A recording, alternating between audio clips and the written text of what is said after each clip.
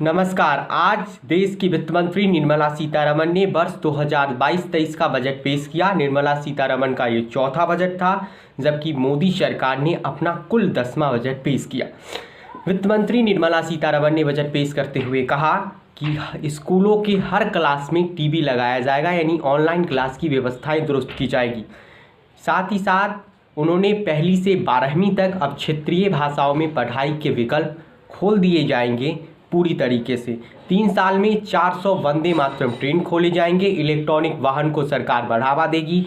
Electronic वाहनों के लिए चार्जिंग स्टेशंस खोले जाएंगे देश के अलग अलग हिस्सों में। 1486 संघीय कानून खत्म कर दिए गए हैं। किसानों की आय बढ़ाने के लिए पीपीपी मॉडल अपनाया जाएगा। सरकार इस साल 2,73,000 करोड़ रुपया की लागत से, इसकी अधिक लागत से बड़ी संख्या में एमएसपी पर किसानों से खरीदारी करेगी। न्यूनतम समर्थन मूल्य पर इस बार 1208 मीट्रिक टन गेहूं और धान खरीद का लक्ष्य केंद्र सरकार ने रखा है। साथ ही साथ 100 टर्मिनल पीएम गति शक्ति योजना के तहत खोले जाएंगे। नॉर्थ ईस्ट को यानी पूर्वोत्तर राज्यों को विकास के लिए सरकार ने 1500 करोड़ रुपए का बजट अतिरिक्त तौर से दिया है। ट्रांसपोर्ट को रेलवे मार्ग से कनेक्ट किया जाएगा। भू दस्तावेज को डिजिटलाइजेशन के ड्रोन का इस्तेमाल होगा। 60 लाख लोगों की नौकरियां जो मैन्युफैक्चरिंग सेक्टर में सरकार देगी, एक बड़ी घोषणा है। साथ ही साथ 5 साल में 30 लाख और नई नौकरियां इंफ्रास्ट्रक्चर में सरकार ने देने की बात कही है। इंफ्रास्ट्रक्चर पर सरकार करीब 20,000 करोड़ रुपया खर्च करेगी। देश में 25,000 नेशनल हाईवे किलोमीटर तैयार किया जाएगा। इस वर्ष 2022-23 में 2022-23 को सरकार ने मोटा अनाज वर्ष घोषित किया है। किसानों को डिजिटल सेवा भी दी जाएगी। LIC को IPO में तब्दील किया जाएगा। MSP पर किसानों की खरीदारी की बात सरकार ने एक बार फिर आज दोहराया कि 300 से 50 से ज़्यादा कस्टम ड्यूटीज सरकार ने खत्म कर दिया है। वस्तुओं पर खत्म कर दिया है। कपड़े और खेती का सामान महंगा कर दिया गया है, सस्ता कर दिया गया है। छाते पर कस्टम ड्यूटी 20% बढ़ा दिया गया है। छाते पर सरकार ने कस्टम ड्यूटी 20%। 6,000 करोड़ रुपया लघु और मध्यम उद्योग के लिए डिजिटल रुपया करेंसी भी सरकार लॉन्च करेगी। सहकारी संस्थाओं का टैक्स 18% से घटाकर 15%, कॉर्पोरेट टैक्स 18%। डिजिटल सेवा भी दी जाएगी। LIC को IPO में तब्दील किया जाएगा। MSP पर किसानों की खरीदारी की बात सरकार ने एक बार फिर आज दोहराया कि 300 से 50 से ज़्यादा कस्टम ड्यूटीज सरकार ने खत्म कर दिया है।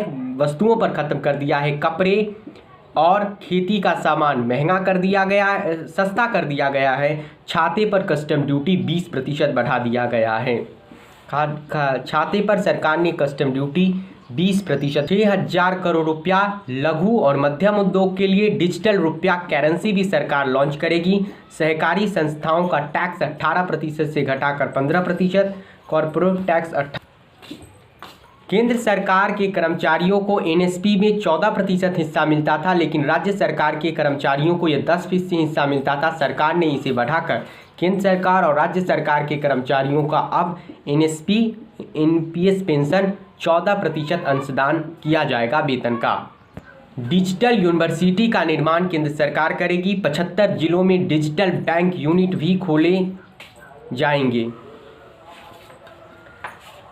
2022-23 में सरकार ने सबसे बड़ी घोषणा करते हुए 80 लाख नए घर गरीबों को शहर और गांव में बनाने की बात कही है, जिस पर करीब 48,000 करोड़ रुपया सरकार खर्च करेगी। केन बेतुआ प्रोजेक्ट पर सरकार ने 1400 करोड़ रुपए खर्च किए हैं। नॉर्थ ईस्ट को विकास के लिए 1500 करोड़ रुपए मिलेगा। टियर 2 और टियर 3 के शहरों का विकास तेजी से कराया जाएगा।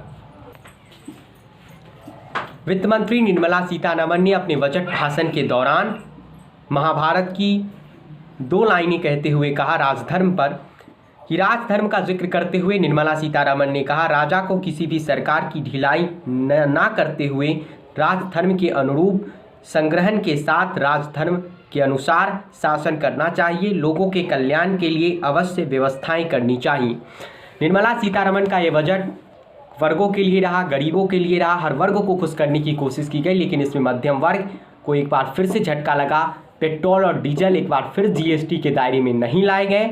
साथ ही साथ टैक्स स्लैब में कोई बदलाव नहीं किया गया। हालांकि कॉर्पोरेट टैक्स को सरकार ने 18 से घटाकर 15% ज़रूर कर दिया है।